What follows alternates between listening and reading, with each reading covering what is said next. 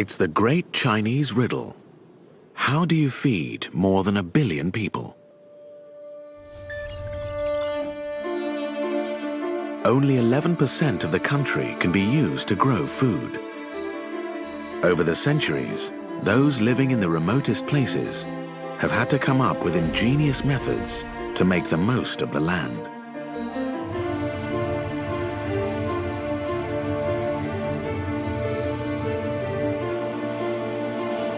Turpan, home of the Uyghur people.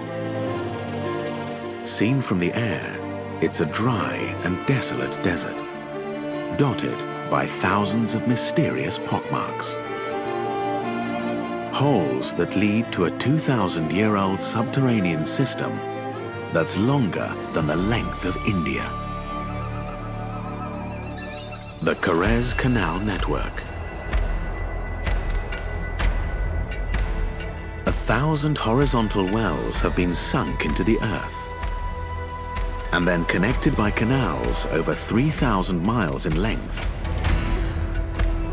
directing water from the Tian Shan mountain glaciers 100 miles to the north to their fields and villages.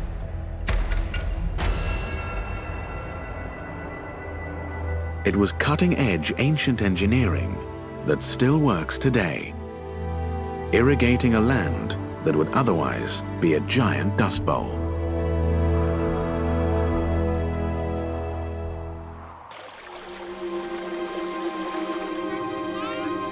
It's not just about clean drinking water.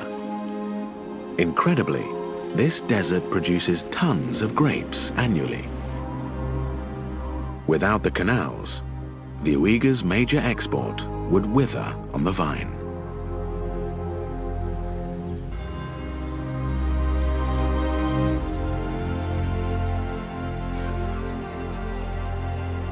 And the true scale of production is revealed from the air.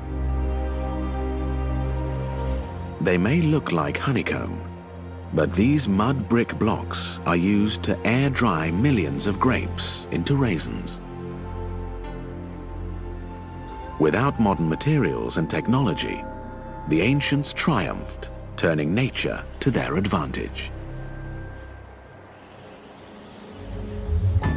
1,533 miles away in southeast Yunnan, the locals had their own agricultural mountain to overcome.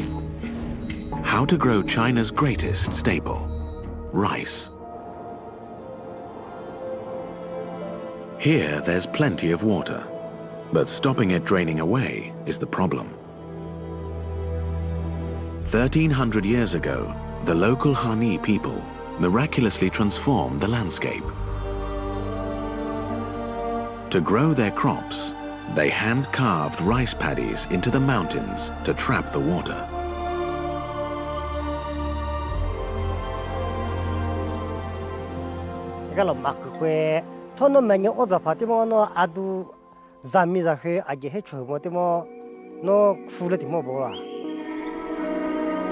Rising above 6,000 feet and spreading over 386 square miles, larger than the size of New York City, the terraces harness the power of the mountain's natural ecosystem.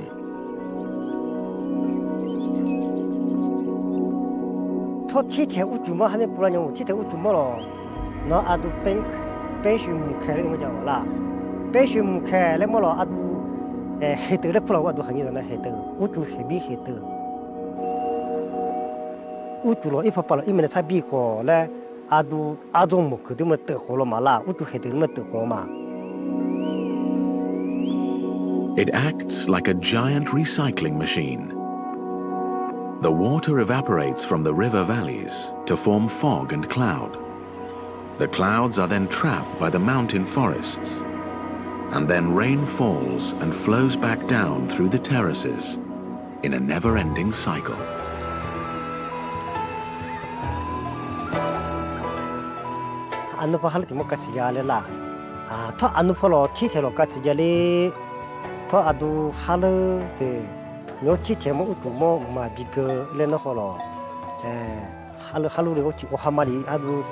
水可以捞，好嘛就拍起，今天嘛就是要做事。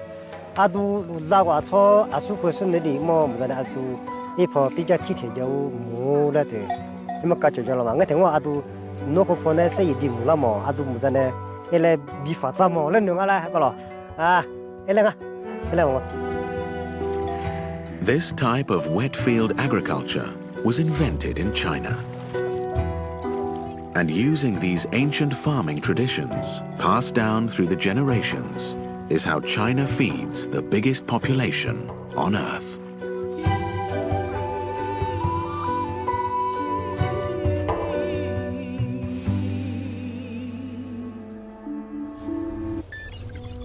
It isn't just growing food that's a trial of ingenuity in some parts of China.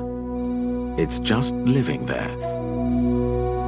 1,700 miles southeast in Yunnan province is the 3ParallelRivers National Park. Here, Asia's 3 greatest rivers run side by side, creating a spectacular landscape. From alpine peaks to steamy valleys, it's a beautiful but challenging place to live. But the local Lisu people have been living here for more than 1,000 years, adapting to living around these giant natural barriers.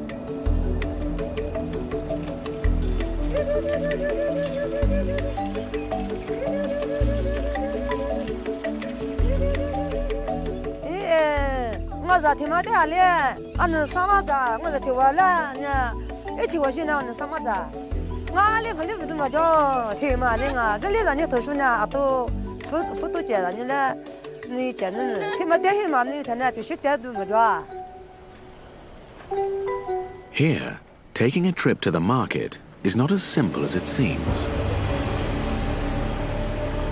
It involves a death-defying slide.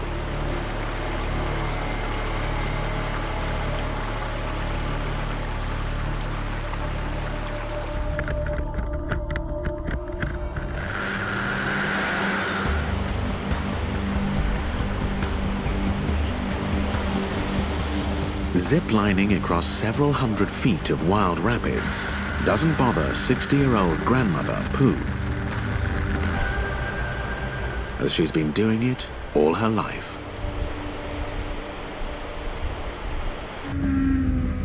This ingenious method, now replaced with modern steel cable, is the fastest way to make it across. And a thrilling ride over the dangerous rapids.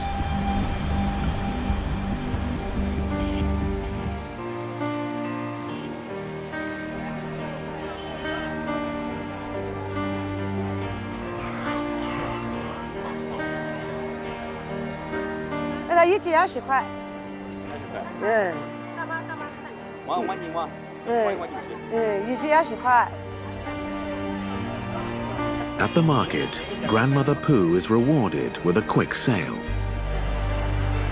Life is very tough here. It's a world away from modern city life that her grandson may one day, like millions of others, decide to join.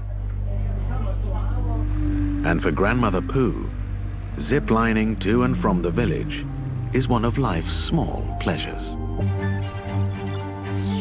Across the country, in the far northeast, people of Harbin aren't practicing an age-old tradition like the Kazakhs.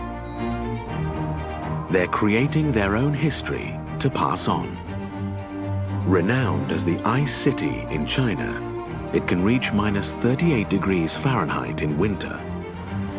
Nearly 10,000 workers have been dragging and cutting giant blocks of ice from the frozen Songhua River. 550-pound ice cubes. This is a new festival, but based on a 17th century tradition when fishermen carved lanterns from ice. Over the next week, artists will race to transform this plentiful local resource into a giant frozen wonderland. The Harbin Ice and Snow Festival. 我们应该说强调这种，就是上帝赐予我们这种温度的乐趣，在冰雪之中是吧？打开自己的胸怀，去拥抱全世界，对吧？ This event has grown into the largest ice festival in the world.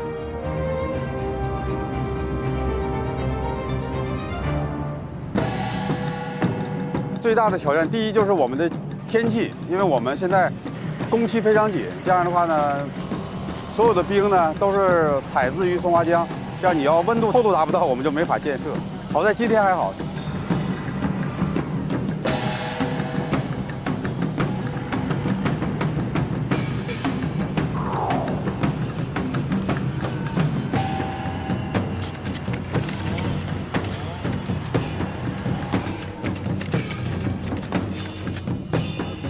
这每个景观都是好像孩子，像我的孩子一样，一点一点的看着他们长大的，就是完全是发自内心的，想把这个事情不单纯是一个工作，而想把这个冰雪大世界把它变成一个艺术的一个冰质的宫殿，展现给世界各地的游客。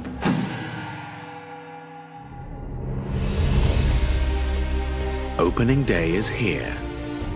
A city of ice has risen, covering an area the size of 150 football fields.